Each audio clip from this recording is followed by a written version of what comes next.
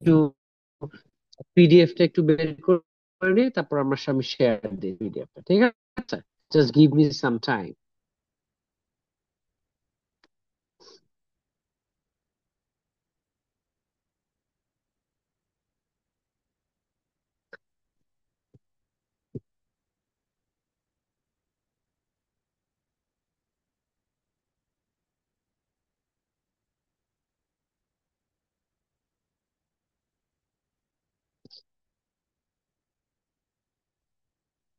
ওকে।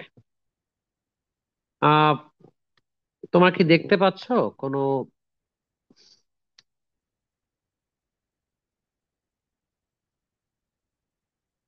Newtonian mechanics এর একটা file দেখতে পাচ্ছ মনে হয়, তাই না? Yes, sir. Yes, sir. হ্যাঁ। আমি একটু আহ বের করছি এইখানে। আচ্ছা, আমি জাস্ট তোমাকে এখন ডেফিনেশন গুলা সুন্দর করে গুছিয়ে দিচ্ছি, জাস্ট দেখো, কিছু না বুঝলে আমাকে বলবা, ঠিক আছে? তো এখানে basically what is your inertia, এখানে টু স্টার গুলা বেশি ইম্পর্টেন্ট। আবার বলছি, টু স্টার যে কোশ্চেন গুলো আছে সেগুলো বেশি ইম্পর্টেন্ট, ঠিক আছে? ইনার্শিয়া, যেমন ইনার্শিয়া খুব ইম্পর্টেন্ট। ইনার্শিয়া কি? The tendency or property of a body to maintain its own state of motion is called inertia. তাহলে ইনার্শিয়া মূলত একটা tendency or property of a body to maintain its own state of motion, তার মানে নিজের মোশনের স্টেটটা সেটা maintain করার যে tendency, সেটাকে আমরা বলবো হচ্ছে ইনার্শিয়া, ঠিক আছে? আচ্ছা, তারপর তোমার হচ্ছে দেন তুমি ফোর্স পড়তে পারো, মানে এখানে প্রত্যেকটাই পড়ে যাবা, আর যেগুলো টু স্টার দেওয়া সেগুলোকে বেশি গুরুত্ব দিয়ে পড়বা, বিকজ টু স্টার ডেফিনেশন গুলো বেশি ইম্পর্টেন্ট, ঠিক আছে? বা স্টার যেগুলো সেগুলো বেশি important. Unbalanced force, when two or more forces acting on a body produce a non-zero resultant force and the body has an acceleration, then the force is called unbalanced force। মানে এটা যেটা বুঝাইছে, আমি একটু তোমাকে বলি, সেটা হচ্ছে এরকম ছিল যে মনে করো একটা বডির উপর, হ্যাঁ আমি একটু এক্সাম্পল দিয়ে দিচ্ছি, একটা বডি আছে, এই বডির উপর তুমি এই দিকে ফোর্স অ্যাপ্লাই করছো 20 নিউটন, সরি, আহ ধরে নিচ্ছি 20 নিউটন ফোর্স অ্যাপ্লাই করেছো। আর এ পাশ থেকে উল্টা দিক থেকে তুমি অ্যাপ্লাই করছো 5 নিউটন। আচ্ছা বলো তো, এই বডির উপর তাহলে রেজাল্টেন্ট ফোর্স কত হবে তোমরা বলো তো? Sir, 15. 15. 15 Newton, very good. তাহলে এটা কি জিরো ফোর্স না non zero force? Non-zero. Fifteen Non-zero. Non zero, তাহলে এই যে লেখা আছে non zero resultant force and the body has an acceleration. তাহলে যেহেতু নন জিরো ফোর্স, ফোর্স থাকলে কি অ্যাক্সেলারেশন থাকবে না? আমরা কি জানি, এফ ইকুয়াল টু এম এ। আমরা জানি এফ ইকুয়ালস টু এম এ। তাহলে অবশ্যই যেহেতু এখানে ফোর্স আছে, তাহলে অবশ্যই এখানে অ্যাক্সেলারেশন থাকবে। তো এই জন্য বলা হয়েছে the body has an acceleration, then the force is called unbalanced force. Clear? Done. Balanced force মানে কি? when two or more forces acting on a body produce a zero resultant। Zero resultant, আমি তাহলে এখানে একটা example দিই। এখানে একটা body আছে, তুমি বলো তো এই পাশে মনে করো তুমি তাকে 10 নিউটন ফোর্স দিচ্ছ, from the opposite side you are giving another 10 Newton force. তাহলে বলতো এই বডির উপর টোটাল কি পরিমাণ ফোর্স অ্যাক্ট করবে? Zero. Zero. Zero, very good, zero. তাহলে জিরো ফোর্স অ্যাক্ট করবে, এই কথার মানে কি, যে তার কি রেজাল্টেন্ট জিরো হয়ে গেল না?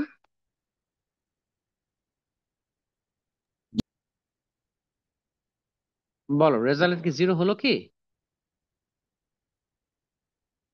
কথা বলে Yes, না। sir. Yes, জি স্যার। ওকে। আর আর যদি রেজাল্টেন্ট যদি জিরো হয়, তাহলে কোনো অ্যাক্সেলারেশন থাকবে?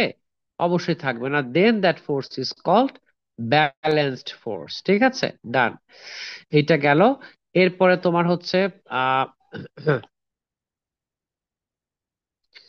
এর পরবর্তীতে তোমার মোমেন্টাম, খুব ইম্পর্টেন্ট ডেফিনেশন। মণিপুরে আমি দেখি ম্যাক্সিমাম মোমেন্টামই আসে। আচ্ছা, মোমেন্টাম যদিও যেটা লিখবা, মানে এটা লিখবা যে এরকম যে the product of mass and velocity of a moving body is call its momentum.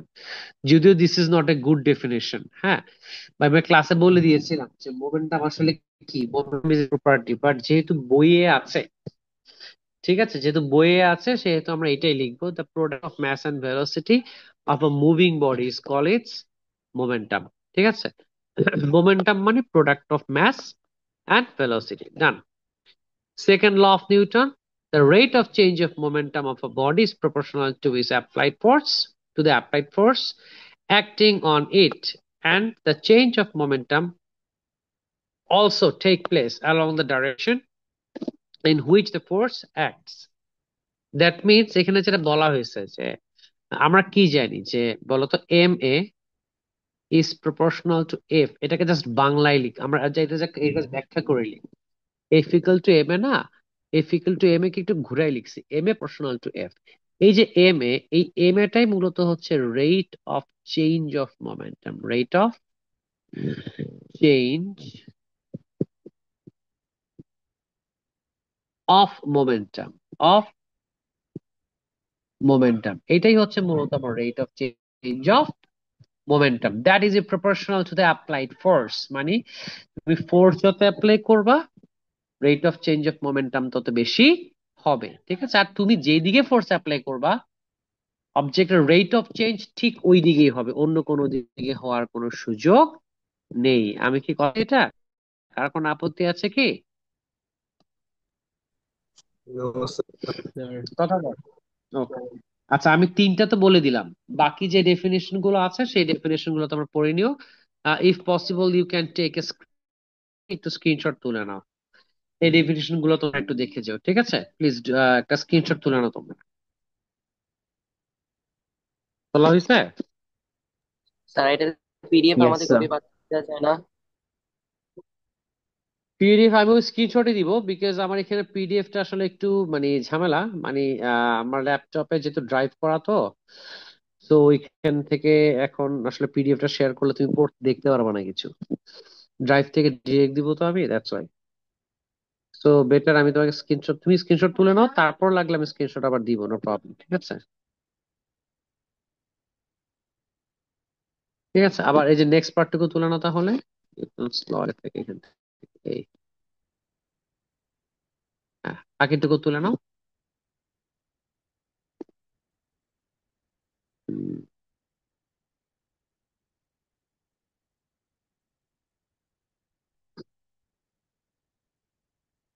ওকে,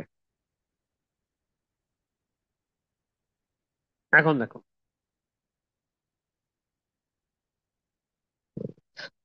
এখন ঘটনা যেটা সেটা হচ্ছে এরকম যে আহ আমি প্রত্যেকটা 2 মার্কস এর কোশ্চেন আমি ব্যাখ্যা করে দিচ্ছি, এটা একটু বোঝো, একটাও যেন তোমাদের মানে সমস্যা না থাকে, প্রত্যেকটা ব্যাখ্যা করে দিচ্ছে, জাস্ট ভালো করে বোঝো এন্ড শোনো। আচ্ছা, এবার বলো প্রথম ইনার্শিয়া, আমি আগেই বলে দিচ্ছি তোমাদের 2 মার্কস এর কোশ্চেনের জন্য ইনার্শিয়া টপিকটা, ইনার্শিয়াটা আর ফ্রিকশন বেশি ইম্পর্টেন্ট, মানে তোমাদের ইনার্শিয়ার ফ্রিকশন থেকে 2 মার্কস এর প্রশ্ন আসার সম্ভাবনা সবচেয়ে বেশি। আচ্ছা, why does a pace bowler run before bowling? আচ্ছা এখন তোমাকে একটা সহজ কথা বলি, যদি ম্যাচ থাকে, যদি ম্যাচ থাকে, ঠিক আছে ম্যাচ আছে, ম্যাচ থাকলে যদি রেস্টে থাকে তাহলে ইনার্শিয়া অফ রেস্ট, আর যদি মোশন থাকে তাহলে ইনার্শিয়া অফ মোশন, সহজ কথা। তবে ইনার্শিয়া থাকার জন্য প্রথম এবং প্রধান শর্ত হচ্ছে তার ম্যাচ থাকতে হবে, ম্যাচ থাকলেই কেবলমাত্র তার ইনার্শিয়া থাকবে, ম্যাচ না থাকলে তার ইনার্শিয়া থাকবে না। ঠিক আছে, আমি আবার বলছি, যদি ম্যাচ থাকে, অবজেক্ট রেস্টে থাকলে তার আছে ইনার্শিয়া অফ রেস্ট, আর ম্যাচ থাকলে অবজেক্ট মোশনে থাকলে সেটা হবে ইনার্শিয়া অফ মোশন। আচ্ছা, why does a pace bowler, একটা পেস বোলার যখন দৌড়ায়, বলো একটা পেস বোলারে কি ম্যাচ আছে না নাই? আছে। আছে স্যার। আছে। আচ্ছা তাহলে একটা পেস বোলার যখন দৌড়ায় তখন কি রেস্টে আছে না মোশনে আছে? মৌসুমী। মৌসুমী। তাহলে কি ইনার্শিয়া অফ মোশন। ঠিক আছে, পেস বোলারের হাতে বল আছে, বলেরও ম্যাচ আছে, পেস বোলার যখন দৌড়ায় তখন বলেরও মোশন আছে, তাইলে এই যে বলটা দেখতে পাচ্ছি এই বলের ম্যাচের কারণে বলের মধ্যে ইনার্শিয়া অফ মোশন আছে। এখন দেখো, মনে করো পেস বোলার বলটাকে ছুড়ছে, মনে করো পেস বোলার বলটাকে ছুড়ছে মনে করো 100 কিলোমিটার পার আওয়ার ভেলোসিটিতে। আবার দৌড়ানোর কারণে বলের মধ্যে যে ইনার্শিয়া ছিল, ইনার্শিয়ার কারণে সে এক্সট্রা আরো 20 কিলোমিটার পার আওয়ার স্পিড পাবে। বলের স্পিড হবে 120। অর্থাৎ সে যদি না দৌড়াইতো তাহলে 100 পাইতো। আর দৌড়ানোর কারণে ইনার্শিয়ার কারণে এক্সট্রা 20 পাচ্ছে, তাহলে টোটাল পেলো 120। অর্থাৎ বোলিং এ এক্সট্রা স্পিড রিগেইন করার জন্য, এক্সট্রা স্পিড জেনারেট করার জন্য, হ্যাঁ, due to inertia of motion, a bowler run before bowling। কথা বুঝছো কি বুঝো নাই বলো?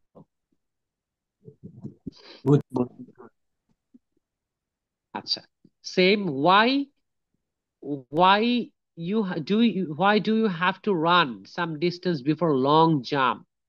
সেম থিং, তুমি দেখো, মনে করো তুমি এতটুকু পর্যন্ত দৌড়ায় তুমি জাম্প দিবা, মনে করো তুমি দৌড়াও নাই, তুমি সিম্পল জাম্প দিবা। তুমি জাম্প দিয়ে সর্বোচ্চ তুমি এতটুকু আসতে পারবা, এতটুকু আসতে পারবা। জাম্প দিলে মানে তুমি দৌড়াও নাই, খালি জাম্প দিয়ে এতটুকু আসতে পারবা তুমি, এ থেকে মনে করো তুমি বি পর্যন্ত তুমি আসতে পারছো জাম্প দিয়ে। বাট তুমি যখন এখান থেকে এই পর্যন্ত দৌড়াবা, দেখো তোমার ম্যাচ আছে, এখন দৌড়াইছো, তোমার মোশন আছে। ম্যাচ আর মোশন মিলে হয়েছে ইনার্শিয়া অফ মোশন। দেখো তারপরে এইখানে এসে তুমি জাম্প দিছো, জাম্পের জন্য এ থেকে বিতে আসার কথা। বাট ওই যে ইনার্শিয়া অফ মোশন, তার কারণে তুমি এইখান থেকে সি তে চলে আসছো, আসার কথা বিতে জাম্প করে। বাট ওই যে inertia of motion, inertia of মোশনের কারণে এক্সট্রা এই যে এতটুকু ডিস্টেন্স তুমি এক্সট্রা ট্রাভেল করেছো, একটা এক্সট্রা অ্যাডভান্টেজ পেয়েছো জাম্পিং এর ক্ষেত্রে। এইটাই তুমি সুন্দর করে তখন ব্যাখ্যা দিবা। ফার্স্টে ইনার্শিয়া অফ মোশনের ডেফিনেশন দিবা। ফার্স্টে বলবা যে to generate inertia of motion and get an extra advantage while jumping and cover more distance। এই কথাটা লিখে নিবা, পরে তুমি তোমার মতো ব্যাখ্যা করবা যে কেন আমি জাম্প দিলে যতটুকু যাব, ইনার্সি অফ মোশন থাকলে তার থেকে একটু বেশি যাব, লাফের জন্য বা ডিস্টেন্স কভার করার জন্য I will be getting some extra advantage. কথা বুঝছি কি বুঝি নাই বলো? হুম। স্যার যে বুঝছি ফার্স্ট স্যার। লাইনটা আরেকটু স্যার বলবেন? আবার জেনারেট বলো, দ্য বুঝি ইনার্জি নাই। Of motion, to generate the বুঝতে পারছো? ইনার্জি অফ মোশন, এরপর কি? হ্যাঁ, এত জেনারেটিং, হ্যাঁ আমি তো ওই যে এই জন্যই বললাম, তুমি পেস বোলার বোলিং করা বলো কিংবা তুমি লং জাম্প বলো, তোমার ওই যে তুমি যখন মোর ডিস্টেন্স কভার করতে চাইবা বা এক্সট্রা স্পিড জেনারেট করতে চাইবা, তোমাকে ইনার্শিয়া অফ মোশনটা লাগবে। ওই ইনার্শিয়া অফ মোশনটা জেনারেট করার জন্যই বেসিক্যালি পেস বোলার দৌড়ায়, অথবা একটা লং জাম্প করার আগে একটা লোক কিছু দূর দৌড়ায়। ঠিক আছে?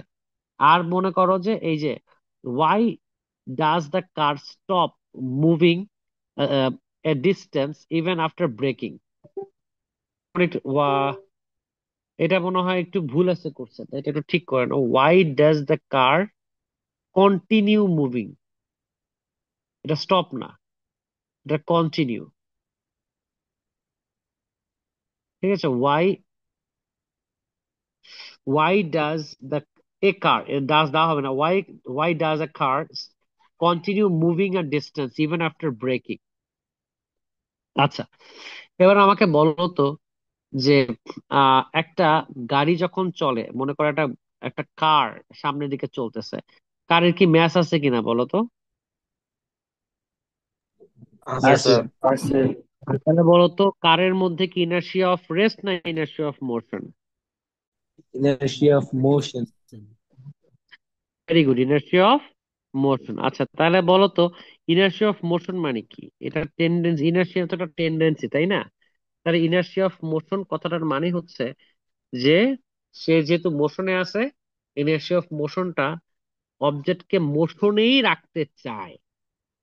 তার এই যে টেন্ডেন্সিটা সে চেঞ্জ করতে চায় না, যে মোশনে আছে তাকে সে মোশনেই রাখতে চায়। তাহলে একটা কার যখন চলে তখন সে তো মোশনে আছে, তার ইনার্শিয়া কারকে মোশনেই রাখতে চাবে। কিন্তু যখন ব্রেক করবা, হ্যাঁ, হুট করে তুমি তার ভাঙতে চাইতেছো, কিন্তু সে কিন্তু সেটা ভাঙতে দিবে না সহজে। It will take time. ওই টাইমটা যতক্ষণে নিবে ততক্ষণে সে কিছুটা ডিস্টেন্স ট্রাভেল ফেলবে।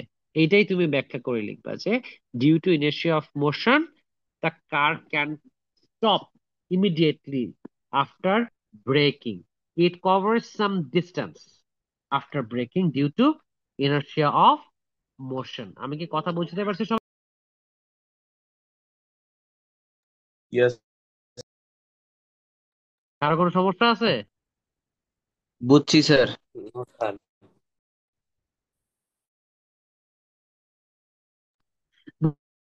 বুঝছো সবাই? কারো কোনো আপত্তি আছে?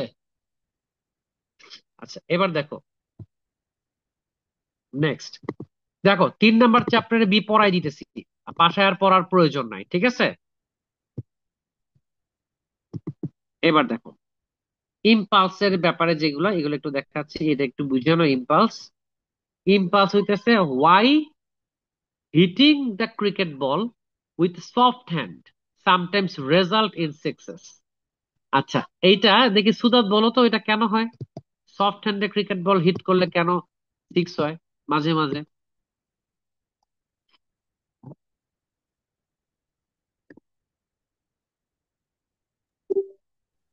স্যার কি হলো? নিউটনের থার্ড লর কারণে। নিউটনের থার্ড ল না কেন? তুমি তো সফট হ্যান্ড মানে কি, তুমি আস্তে মারছো। আস্তে মারলে কেন Timing. তোমার ছয় হবে? আস্তে মারলে ছয় হওয়ার কথা না। বলের মাঝে মাঝে স্পিড দেখো না টাইম। বিরাট কোহলি আস্তে মারছে, ওই টাইমিংটাই কি, আমি এটাই একটু ব্যাখ্যা করতে চাচ্ছি। আচ্ছা তুমি, আমি বুঝাই দিচ্ছি, দেখো এফ বলিং ইকুয়ালস টু স্পিড আমরা কি অনেক। জানি বলো তো? M A. F is equal to M A, এটা কি আমরা জানি?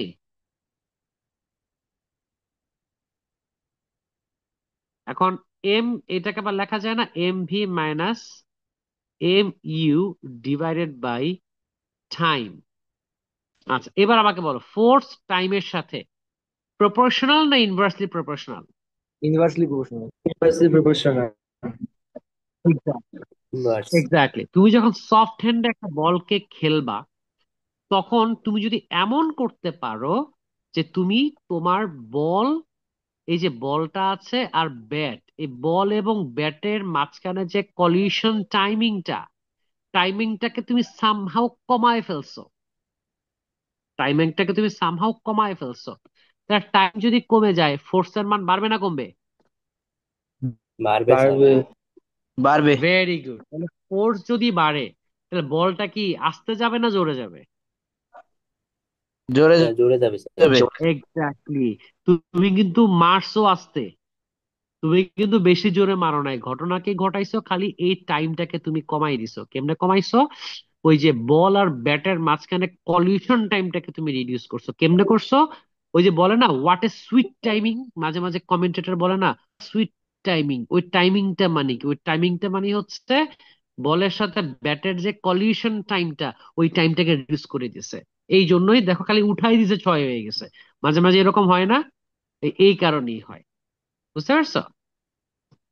আচ্ছা, এখন তুমি আরেকটা এক্সাম্পল দিই। তুমি চিন্তা করে দেখো, তোমার ওই যে মাঝে মাঝে তোমার ফ্রেন্ড একটা কাজ করে, রুমাল নিয়া একটু ভিজায়া একটু পেঁচায়া, হ্যাঁ, জোরে বাড়ি মারো না, জোরে মানে কি খুব দ্রুত করে তুমি নিয়ে আসো না, একদম হাতে মধ্যে মোর করে জ্বলে যায় হাত। এই কাজটা করো না তোমরা নাকি? অনেকে তো করছো, ইয়েস স্যার। করছো এটা এই কাজটা। Yes sir, exactly. হ্যাঁ হ্যাঁ। ওইটা যদি তুমি যদি এটারে মনে করো যে কেন ব্যথা পাও জানো? কারণ ওই রোমালটা তোমার শরীরের সাথে খুব কম সময় ধরে থাকে। তাহলে তোমার সাথে রোমালের কন্ট্যাক্টের যে টাইমটা, টাইমটা কিন্তু অনেক রিডিউসড হয়ে যায়, টাইমটা অনেক কমে যায়। তাই বলে প্রচুর পরিমাণ ফোর্স তোমার শরীরের মধ্যে অ্যাপ্লাই হয়। বুঝতে পারছো? কিন্তু তুমি যদি রোমাল দিয়ে যদি বেশি সময় নিয়ে তুমি যদি আঘাত করো, তাহলে কিন্তু অত ব্যথা পাবা না। কারণ কি? ওই যে টাইমটা বেড়ে গেছে, আর টাইমটা ফোর্সের সাথে ইনভার্সলি প্রপোর্শনাল। আর টাইম ফোর্সের সাথে ইনভার্সলি প্রপোর্শনাল হওয়ার কারণে টাইমটা বেড়ে গেছে, এই জন্য ফোর্সটা কমে গেছে। তাই তুমি আগের মতো ব্যথাটা তুমি পাবা না। কথা বুঝছি না বুঝি নাই? বুঝছি স্যার। জি স্যার, বুঝছি। আচ্ছা এবার, why does dirt falls out when sweeping the carpet? আচ্ছা দেখো, এবার বলছো মনে করো একটা কার্পেটকে আমি এই যে এই জায়গায় আমি একটা একটা একটা বা একটা একটা হার্ড কোনো কিছুর মধ্যে এমনি ঝুলাই দিছি আমি হার্ড কোনো কিছুর মধ্যে একটা কার্পেটকে ঝুলাই দিছি আমি। এখন বলো এই কার্পেটের মধ্যে যে পার্টিকেলস গুলো আছে বা ধূলিবালি গুলো আছে ডার্ট গুলো আছে এগুলোর কি ম্যাস আছে না নাই? আছে। স্যার আছে। অবশ্যই আছে। তাহলে তার মধ্যে কি ইনার্শিয়া অফ রেস্ট না মোশন? তুমি বলো তো, আমি কিন্তু ঝুলাই রাখছি। রেস্ট। ইনার্শিয়া অফ রেস্ট না মোশন? রেস্ট। রেস্ট। রেস্ট। এর মানে কি ইনার্শিয়া অফ রেস্ট তার মধ্যে কাজ করতেছে, এর কথার মানে হইতেছে যে এই যে ডার্ট গুলো আছে সেই ডার্ট গুলো এখানেই আছে, এখানে থাকতে চায়। তুমি হঠাৎ করে জোরে কার্পেটটারে বাড়ি মারছো, কার্পেটটা সইরা এই পাশে চলে আসছে। এখন বলো ডার্ট গুলো যেহেতু ইনার্শিয়া অফ রেস্টে, ডার্ট গুলো কি যেখানে ছিল সেখানেই থাকবে, এই জায়গাতেই থাকবে, তারা চেঞ্জ হবে না। অর্থাৎ কার্পেট সরে গেলেও ডার্ট ইনার্শিয়া অফ রেস্টের কারণে তার আগের জায়গাতেই থাকবে, and they will be separated from the carpet. আর কার্পেট থেকে সেপারেট হয়ে যাওয়া মানে কি এখন তারা একসাথে তারা নিচে পড়ে যাবে। কথা বুঝতে পারছি না বুঝতে পারি নাই? পারছি। জি স্যার, বুঝতে পারছি। ওকে, নেক্সট। আচ্ছা এবার আমাকে বলো, আহ ইম্পালস, স্যার একটা এগুলো কোশ্চেন ছিল। পরে বলো বলো বলো। Sir inertia related short question sir, ইনার্শিয়ার ডেফিনেশনের সাথে কি স্যার বলা লাগবে যে যেহেতু ইনার্শিয়া মাস আবার আছে বলো। আছে। না না, এত কিছু বলা লাগবে না, তুমি জাস্ট আমি তো তোমাকে বোঝানোর জন্য স্যার এত কিছু ডেফিনেশনের বলছি, তুমি সাথে জাস্ট এটা কি বেসিক। বলা লাগবে যে তোমার কথা কেটে আসছে, তুমি যদি মানে একটু আবার একটু বলো অথবা কিছু লিখে দাও যদি তুমি, তাহলে মনে হয় ভালো হবে। না, ফর্মুলা প্রুফ করার প্রয়োজন নেই। আচ্ছা তুমি একটু লিখে দাও, মনে হয় কষ্ট করে লিখে দিলে মনে হয় আমার জন্য একটু সুবিধা হবে আর কি ব্যাখ্যা করতে। ঠিক আছে, একটু দেখো নেক্সট। আচ্ছা এবার বলো তো, দো the glass window is not broken due to the impact of the bullet, it is broken by hitting with a stick. বলো তো কেন এটা হয়? আমি আবার বলছি। আহ একটা গ্লাস, তুমি দেখো তো, একটা গ্লাস, এখানে একটা বুলেট আছে, একটা বুলেট কি গ্লাসে আস্তে আঘাত করে না জোরে আঘাত করে? স্যার জোরে জোরে আঘাত আঘাত করে। করে। আচ্ছা তাহলে টাইমটাকে কম লাগে না বেশি লাগে? কম। আচ্ছা কম লাগলে যে ফোর্সটা, সেই ফোর্সটাকে যেন কি বলে? ইম্পালসিভ ফোর্স নাকি? স্যার আমার একটা প্রশ্ন, ইম্পালসিভ ফোর্সটা কি স্যার? ইম্পালসিভ ফোর্স মানে তুমি অনেক কম সময়ের জন্য যে ফোর্সটাকে তুমি জেনারেট করবে। এই যে বললাম না, তুমি যদি সময়টাকে অনেক কমায় ফেলতে পারো তাহলে যে ফোর্সটা জেনারেট হবে না, ওইটাই ইম্পালসিভ ফোর্স। সহজ বাংলা ভাষায় বুঝাইলাম, ও ক্লিয়ার? আচ্ছা আচ্ছা। তোমাকে মনে করো, ইয়েস আমি স্যার। তোমাকে একটা একটা উইয়ার্ড এক্সাম্পল দিই, উইয়ার্ড এক্সাম্পল মনে তোমার আমি একটা চর মারলাম। হ্যাঁ আমি তোমাকে চর মারলাম, অনেক রইয়া সইয়া চর মারলাম, গালের মধ্যে চর মারলাম, বাট তোমার গাল আমার হাতের সাথে অনেকক্ষণ ছিল। ওটা ইম্পালসিভ না, ওটা ইম্পালসিভ না, কারণ তুমি মানে বুঝতে কি পারছো বললো আমি বুঝি তোমার নাই। চর মারছি। আমি তোমাকে চর মারছি কিন্তু তুমি বুঝতে পারছো, মানে অনেকক্ষণ ধরে আমি তোমার চর মারছি, মানে আমি তোমার সামনে গেলাম, তোমার গালে আমি ঠাস করে থাপ্পড় মারলাম, হ্যাঁ এটা ইম্পালসিভ না। কিন্তু তুমি কিছুই বুঝলে না আমি এত জোরে থাপ্পড় মারছি বা এমন কম সময়ের মধ্যে মারছি, তুমি কিছুই বুঝলে না যে আমার কি হয়েছে, আমার কেন মারলো বা আমার যে মারছে তুমি এটাই বুঝো নাই, এইটা ইম্পালসিভ ফোর্স। ও আচ্ছা, বুঝতে পারছি। মানে হুট করে যে ঘটনা, মাঝে মাঝে এমন হয় না যে তুমি হাঁটতেছো চলতেছো হঠাৎ করে দেখো তোমার হাত কেটে গেছে, হাতের মধ্যে তোমার রক্ত পড়তেছে, কিন্তু কি হয়েছে কিছুই জানো না, এমন হয় না মাঝে মাঝে? হ্যাঁ হ্যাঁ হ্যাঁ, মাঝে মাঝে এরকম দেখা যায়। ওইটাই ইম্পালসিভ ফোর্স। হট করে যেটা হয়ে আচ্ছা। গেছে, তুমি টেরই পাও নাই, খবরই পাও নাই। স্যার হ্যাঁ তাহলে এই ঘুমের যে মধ্যে এই যদি এই ঘুম থেকে ওইটা দেখে যে গায়ে আঁচড় লাগে, ওইটা কি ইমপ্রেসিভ ফোর্স? গায়ে আঁচড় লাগছে ওটা অন্য হিসাব, ওটা ইম্পালসিভ ফোর্সের জন্য না। ওটা শোয়ার বা ওই যে তোমার খাটের মধ্যে যে যদি কিছু থাকে তখন গায়ে আঁচড় টাচড় লাগতে পারে, ওটা না, নাকি ওটা স্যার আলাদা জিন বিষয়। যেমন স্যার? তুমি দেখো, ওটা ঝিন টিন হইতেই পারে। আচ্ছা দেখো, এখানে বুলেটটা মনে করো যখন গ্লাসের ভেতর দিয়ে যায় তখন কি মানে হঠাৎ করে চলে যায় না বলো তো? হুম হুম হুম। আচ্ছা, তাহলে এখন আমাকে বলো, হঠাৎ করে যখন চলে যাবে তখন কি গ্লাস কি কিছু বুঝে ওঠার আগেই বুলেটটা চলে গেল, তাই গ্লাসটা কি ভাঙবে, সুযোগ পাবে? না স্যার। না স্যার, একটা এক্স্যাক্টলি, ফোঁটা এবার হয়ে তুমি যাবে। বলো। ফুটা হয়ে যাবে। একটা তুমি যখন একটা গ্লাসকে একটা লাঠি দিয়ে বাড়ি মারবা, একটা লাঠি দিয়ে কি তুমি বুলেটের মতন জোরে বাড়ি মারতে পারবা? না স্যার। না স্যার। এক্স্যাক্টলি, তাহলে কি সময় বেশি লাগবে না বাড়ি মারতে তোমার? Yes sir. হ্যাঁ স্যার লাগবে। এক্স্যাক্টলি, তাহলে সময় বেশি লাগলে কি ইম্পালসিভ ফোর্স হবে? No sir. না স্যার। এক্স্যাক্টলি, তো সময় বেশি লাগে। এই জন্য তখন ওই গ্লাসটা ভেঙে যাওয়ার সুযোগ পাবে, কারণ ওর তো সময় পাইছে অনেক। এই জন্য গ্লাসটা তখন ভেঙে যাবে। কথা বুঝছি না বুঝি নাই বলো? স্যার বুঝছি বুঝছি স্যার। স্যার। এটা লিখবো কিভাবে ডান। স্যার? ইয়েস স্যার, লিখতে কোনটা লিখবি হবে। কেমনে? স্যার কেমনে স্যার কনসেপ্ট এটা লিখবি? লিখবো। বুঝতেছি, কিন্তু স্যার অসুবিধা তো আমি কোয়েশ্চেনে সাজা লিখবো কেমনে এক্সাম হলে। আমি সব বলে দিচ্ছি, আমি সব বলে দিব। একটু অপেক্ষা করো, আমি আগে বুঝাইনি তোমাদের, ঠিক আছে? একটু বুঝাইনি আমি, ঠিক আছে? কোনটা কেমনে কিভাবে লিখবা কখন লিখবা সব বলে দিব, একটু অপেক্ষা করো, আরে বোঝো। বুঝতেছো কিনা সেটা বলো। জি স্যার। বুঝ- আচ্ছা, এবার বলো তো, electromagnetic force is stronger than weak nuclear force. Definition দিবা। আর weak nuclear force, weak nuclear force হচ্ছে এমন একটা ফোর্স যে ফোর্সটা মূলত আনস্টেবল অ্যাটম গুলোর মধ্যে থাকে। ঠিক আছে, আনস্টেবল অ্যাটমের মধ্যে থাকে। তো আনস্টেবল অ্যাটমের মধ্যে কোনো ফোর্সই থাকে না ইউজুয়ালি। ঠিক আছে, এবং ওই ফোর্সটা অ্যাকচুয়ালি মানে তুমি অ্যাভয়েড করতে পারো, তো তুমি এটা কোনো ফোর্স ফিলই করতে পারবে না, এত এত স্মল ফোর্স থাকে। আর ইলেকট্রোম্যাগনেটিক ফোর্স দেখো, একটা ইলেকট্রোম্যাগনেটিক ফোর্সে চিন্তা করো, এই যে ফ্যান ঘুরে, ফ্যানের মধ্যে ম্যাগনেট আছে না? Yes sir. তুমি কারেন্ট দিলে ওই কারেন্ট হচ্ছে ইলেকট্রিসিটি, আর আছে ম্যাগনেট, তাহলে এটাকে বলে ইলেকট্রোম্যাগনেট। ঠিক আছে, ওই ইলেকট্রোম্যাগনেটিক ফোর্স জেনারেট হইয়াই ফ্যান ঘোরে। ফ্যান কি হালকা না ভারী? তোমার মাথায় ফ্যান পড়লে কি বাজবা? তাহলে ফ্যান হালকা না নো ভারী? স্যার। হ্যাঁ তো অনেক ভারী। এক্স্যাক্টলি, একদম ভারী জিনিসকে যেহেতু এত জোরে ঘুরাইতেছে, তাহলে ইলেকট্রোম্যাগনেটিক ফোর্স কি কম না বেশি, তোমার কাছে কি মনে হয়? বেশি স্যার। অনেক বেশি, ভেরি গুড।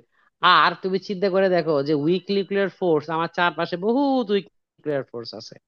তুমি ফিল করো যে তোমার চারপাশে তোমার শরীরের মধ্যে কেউ ফোর্স অ্যাপ্লাই করতেছে? ফিল করো? না।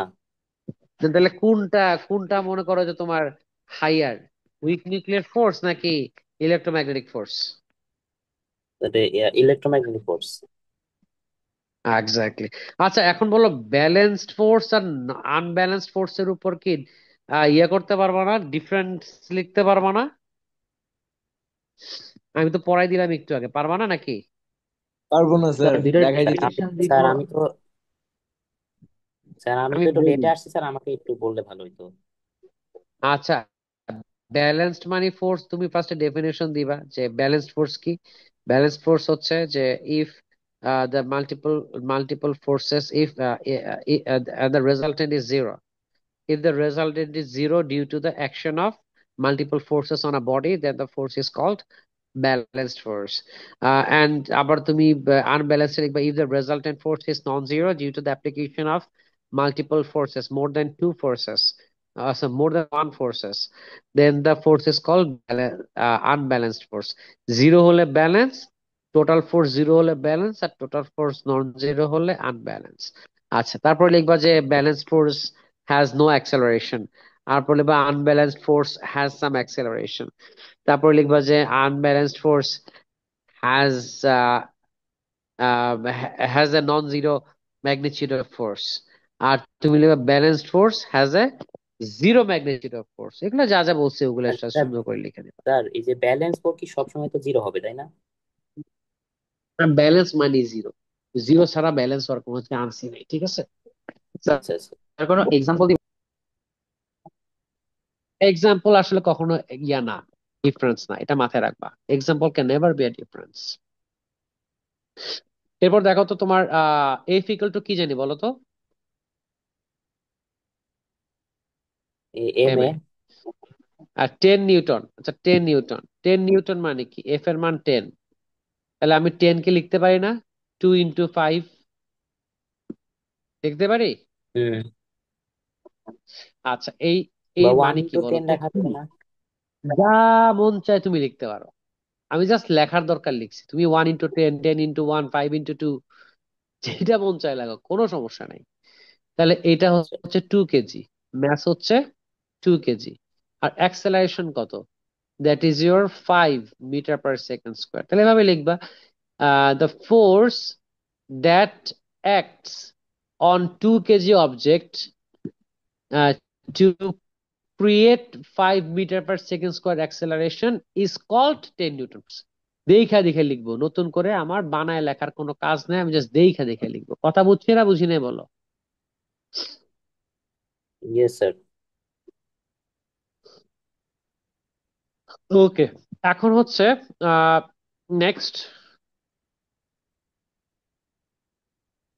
তোমরা কাজ শুধু আবার জয়েন করো। ওকে, তোমরা আবার জয়েন করো, আমি নেক্সট সেশনে বাকিটুকু পড়াচ্ছি, তোমরা একটু কষ্ট করে আবার জয়েন।